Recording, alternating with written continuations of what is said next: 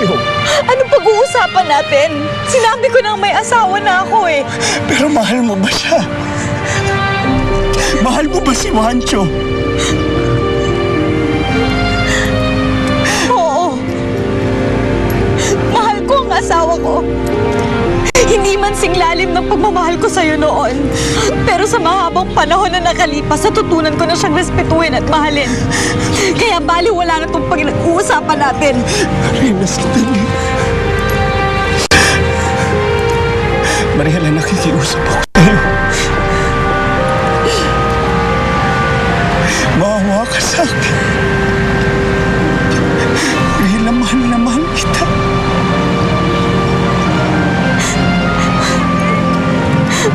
Anton, kung talagang mahal mo ako, patahimikin mo na ang buhay ko. At ikaw rin, palayain mo na ang sarili mo sa kung ano man ang nangyari sa atin noon. Hindi naman natin ginusto mga naganap eh.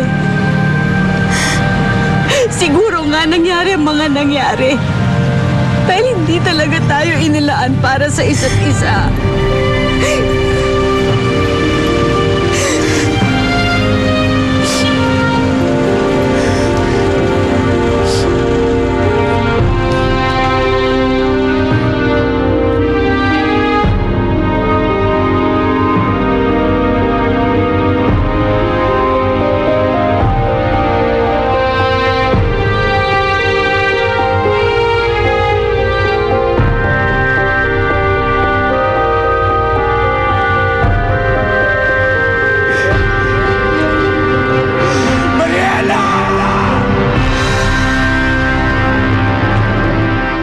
Kaibigan ko po si Iglot.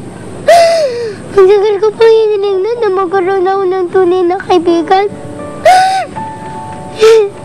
Alam ko na siya po ang pinadala sa akin ni God para maging masaya ako. Ning, hindi lahat ng gusto natin nakakabuti. Pero Father, nakikiusap po ako sa inyo. Mahal na mahal ko po si Iglot. Ayoko pong mawala sa kanya.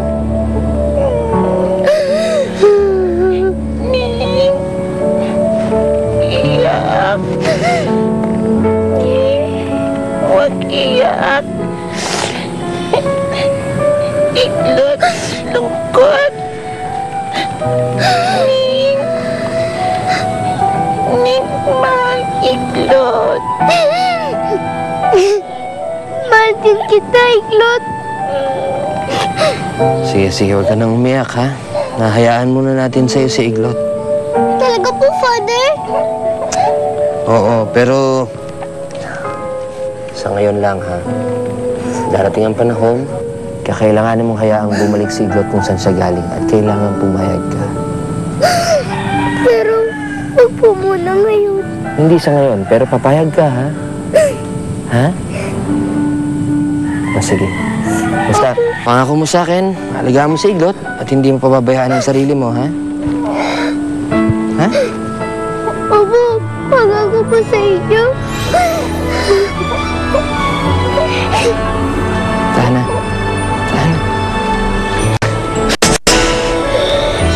Salamat po, Father Ruben.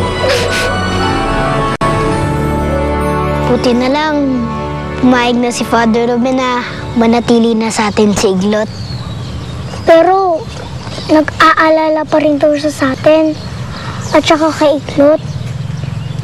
Ang sabi kasi niya, posible itong may mga tao na naghahanap kay Iglot. Mga masasamang tao. Sino kaya yung mga yun? Ewan ko, Bal. Hindi naman sa akin sinabi ni Father Ruben. Iglot, huwag ka mag-alala. Kahit anong mangyari, hindi kita iiwan.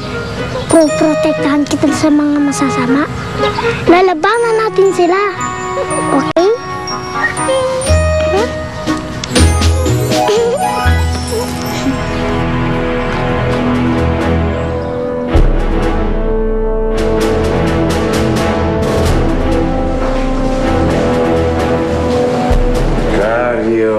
Cario. ang gagawin natin dyan? Pinarahan lang tayo eh. Nagpapanggap na may alam tungkol sa unggi ko, pero wala naman. Ano bang gagawin natin sa kagaya niya na wala naman tayong pakinabang? Ha? Ano? Patawarin niyo. Patawarin daw? Hindi ko marinig masyado. Ano? Hindi ako uulit. Hindi na raw siya uulit. Talagang hindi ka na uulit. Dahil sa impyerno ka na magpapaliwanag.